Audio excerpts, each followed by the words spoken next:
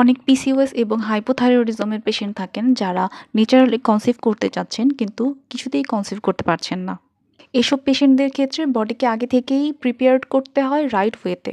আমার কাছে আসা এসব পেশেন্টদের ল্যাব রিপোর্টস চেক করে শুধু ফলিক অ্যাসিডের বদলে এর active methyl folate form suggest করে থাকি, যা শরীরে তাড়াতাড়ি কাজ করে এবং ফার্টিলিটি ইমপ্রুভ করে।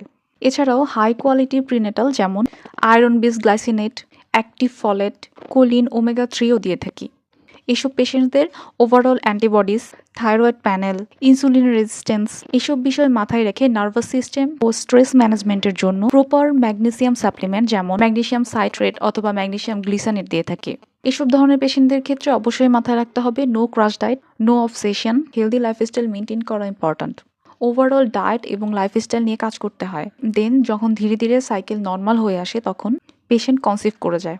এক একটা পেশেন্টের hormonal reports, body metabolism different হয়। কনসিভ করার জন্য just trying should not be your only plan.